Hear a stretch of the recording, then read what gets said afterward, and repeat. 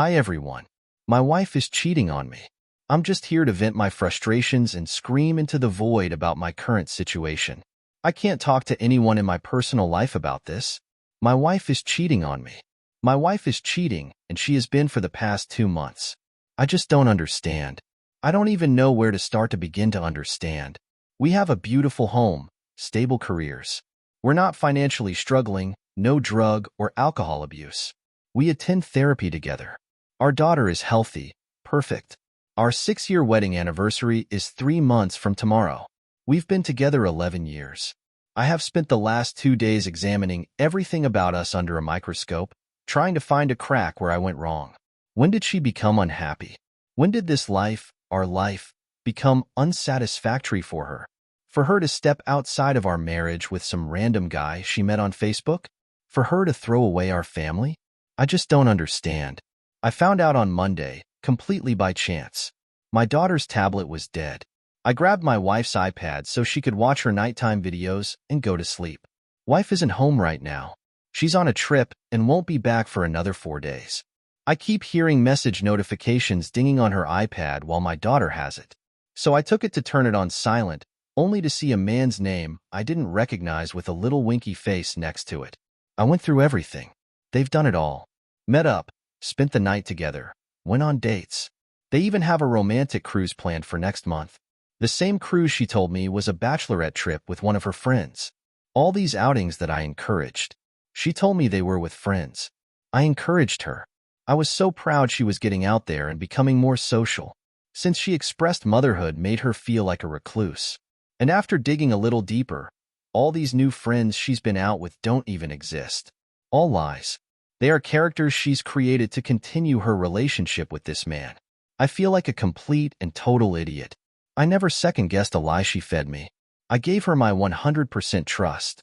We've been doing couples therapy for a year. We communicate. We go on dates. We get each other gifts. Our sex life was great. I never, not even for a second, would have suspected this. I don't know how to confront her with this. I don't want this. I don't want to split up our home. But I know that this isn't something therapy can fix. I know myself well enough to know I'll never be able to trust her again. Do I just let her go? Let her go to be with the man who clearly makes her happier than I can? My entire existence is intertwined with her. How do I even begin to untangle that and separate? I have 4 more days to sit and overthink this. I genuinely don't know what to do. This isn't about something you did or didn't do, OP.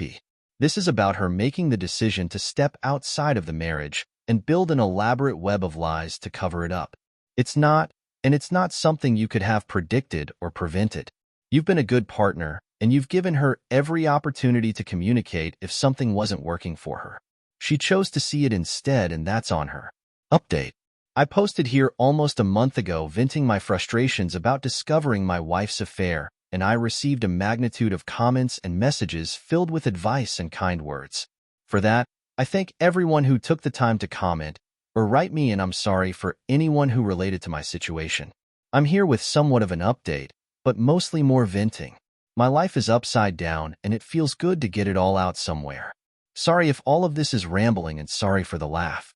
After making my post, I took the advice of everyone and gathered up all evidence and contacted lawyers in my area. I found a really great one and went ahead and started on divorce papers before my wife got home. I also got tested for STIs and told my best friend about the situation. I took my daughter to my parents so I could have the alone time to mentally prepare myself to face my wife with this discovery. I rage cleaned a lot and cried a lot of those last 2 days before she got back. I packed some of her stuff, but then unpacked it and cried more. I had it planned to lay out all the screenshots along with divorce papers on her dining room table and just sit and wait for her, but I didn't get the chance to do that. She was supposed to get home later in the afternoon on Sunday, but she ended up getting back around 6:30 that morning. She didn't call or text in hopes of surprising me. I was up drinking coffee and, you guessed it, crying when she walked into the house. I didn't greet her. I just went and got the folders of evidence and divorce papers and gave them to her. I don't remember anything she said that day, but I just said I knew. I wanted a divorce and I would keep the house as it was in my name solely. It hurt a lot. I wanted to hug her, but also scream at her. Lots of tears from her. Lots of yelling at me. I didn't say anything. I told her we could discuss it at length with lawyers present once she accepted the situation and calmed down. I think someone called it gray wall in the comments of my last post. Not entirely sure, but I tried my best to do that and not show emotion and argue with her. It was really hard. Hardest thing I hope I'll ever have to do. She betrayed me, but it still felt awful making her cry. She left that day with some clothes, personal belongings, and went to her parents. My parents and best friend came to stay with me and my daughter. I had my lawyer arrange a meeting between us to discuss custody, belongings, money, everything else the following Tuesday. Well, Monday I got a call from my clinic to come in to review my results of STDI tests, and as it turns out her parting gift to me is HSV-2. I cannot describe in words how angry, sad, and shattered I am. I'm still accepting it. I don't think I have yet, but I am working on it. I know it's common, very common. It's not going to kill me, but it doesn't make it suck any less. I joined a support group on Facebook. Those people are great. Going into Tuesday with that knowledge was awful. I felt so much shame bringing that up in front of not only her, but both of our lawyers. I knew if I tried to discuss it with her privately it wouldn't go well, not with the amount of anger and sadness I had in my system. She never apologized. She was a different person that day. I felt like I was looking into the eyes of a complete stranger, no emotion whatsoever. Divorce-wise, everything is cut and dry.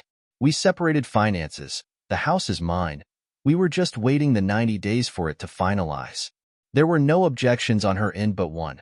She wants to terminate her parental rights over our daughter. I say once, she is terminating rights, at least trying to. She doesn't want her anymore. Our daughter, our baby, I was effing blindsided. I am still blindsided. My daughter is one, but she loves her mama. Mama was her first word. She is one. It's been 3 weeks, and the pain I have felt, the pain for my daughter, for my family, has been indescribable. I don't know who she is anymore. I don't know what changed or when it changed, but it terrifies me. I feel like my entire life was pulled out from under me. I haven't talked to her, per lawyer's advice, in my own fear of what I would say. She hasn't seen our daughter. She told me that day she didn't want to. She didn't want any pictures from her home, any memories, just her clothes and electronics. I don't understand any of it. I don't think I ever will. We have to go to court for her petition to terminate rights, and I don't want to look at her. I just can't accept this as reality right now, not after everything. I'm trying as hard as I possibly can to keep a positive outlook on everything and be strong for my family and my baby, but this has been so hard. I hope a year from now I can look back and say, I survived that, but right now it feels impossible to see even next week. I'm not suicidal, so don't take it as that. I'm just emotionally, mentally, physically demolished. Absolutely demolished. Update. This is a happy update. Hi there. For anyone who has messaged me with the loads of comments I have received regarding my past venting on this account, apologies first off. I genuinely kind of forgot I had it. Not much of a Reddit guy, but I've been getting into TikTok lately and saw a video about a super depressing Reddit story and remembered my own super depressing Reddit story. It's been around 8-ish months since I posted here about my upside-down situation, and a lot of people messaged me in that time wanting to know how I was and what unfolded, and I really appreciate your strangers for all the kind of messages. It genuinely means a lot, and I'm sorry I haven't replied or anything. My life has been such a whirlwind these past few months. It's hard to believe that was that long ago. To sum up this ad stuff, first off, my divorce was finalized without any hiccups or holdups. I'm still in the works of trying to sell our old house, but in the meantime we moved to a new state. My ex is still in the process of petitioning for termination of parental rights. I've only seen her 3 times since moving, and it has been to fly out for court. I was granted temporary full custody in the process, per her request and suggestion, and she was not mandated any visitation and has denied any offer of it. She has not seen my daughter in 7 months. She's requested not to. I don't know what else she's been up to, or if she's still with her boyfriend or not. Since the divorce, it has been in best interest of my mental health to keep the contact as minimal as possible, and she has done the same.